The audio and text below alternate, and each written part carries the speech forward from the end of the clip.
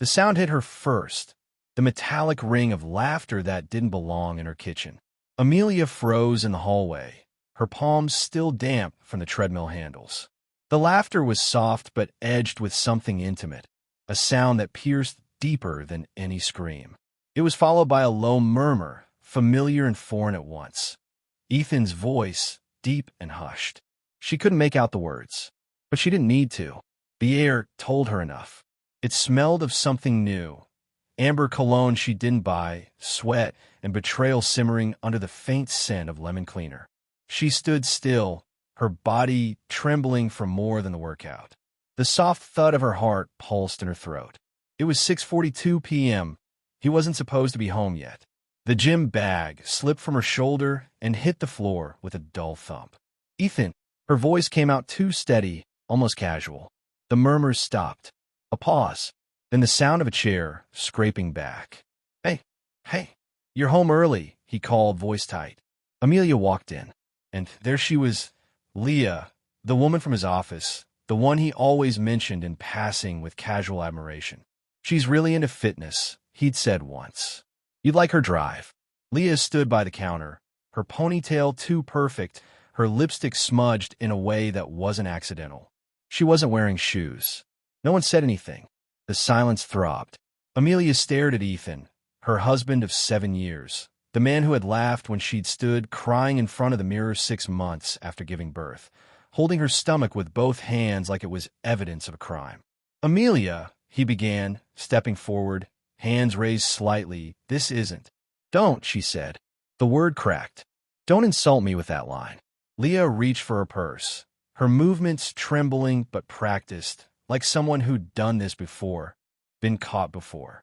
I should go, she whispered, avoiding Amelia's eyes. Amelia turned to her, her tone low, dangerous. You should. Leah slipped out quickly, her perfume lingering like a ghost. The door closed. Ethan exhaled, long and heavy, as if he were the victim. Mia, listen, please just... She laughed. It burst out of her sharp and sudden, like breaking glass. Listen? To what? How you tripped and fell in her out-of-team building.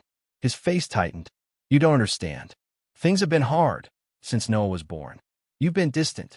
And I've been recovering from bringing our child into the world, she snapped. While you were out comparing me to your spin class Barbie. He looked away, jaw clenched. I didn't mean. You called me soft. You told your friends. I let myself go. He opened his mouth, then closed it. The silence returned, thicker now, pressing in on both of them. Amelia felt her chest rising too fast. She needed air. She stepped back toward the hall. I need to think, she said, voice trembling. Please don't make a scene. Her head snapped toward him. A scene? You had a woman in our kitchen, Ethan. Our kitchen, where I pumped milk for our son. He flinched at that. The next few days blurred into motionless time. Ethan slept in the guest room. The air between them was cold, functional, filled with the mechanical rhythm of parenthood.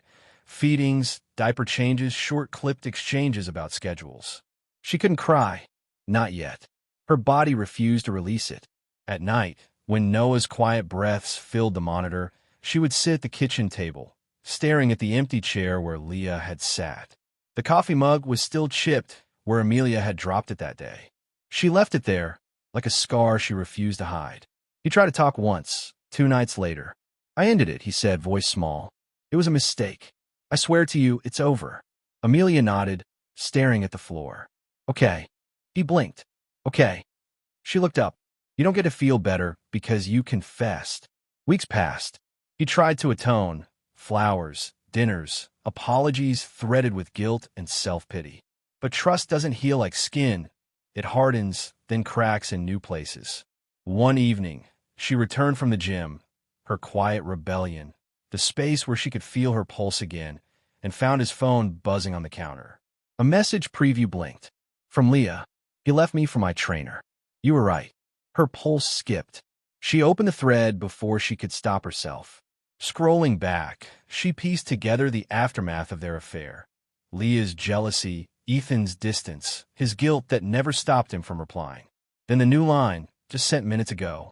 Guess we both lost to someone fitter. Amelia's breath hitched. She set the phone down carefully. It felt suddenly absurd. This life she'd built on top of someone else's shifting conscience. That night, she waited for him to come home.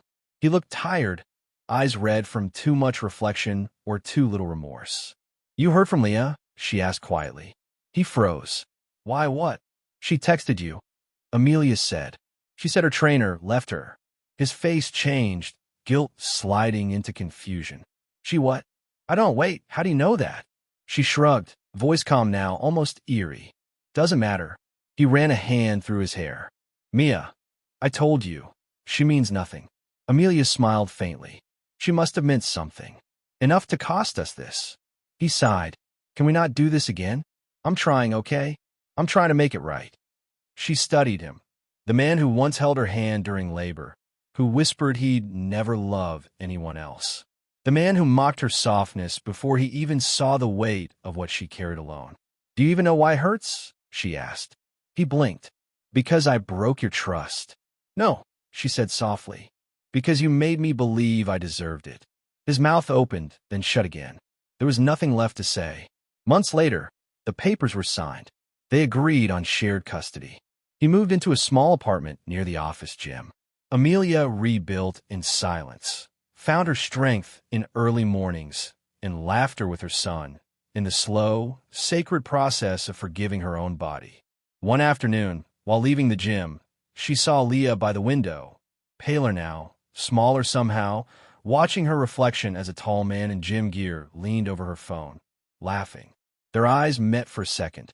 Leah's expression flickered. Not apology, not envy, just recognition.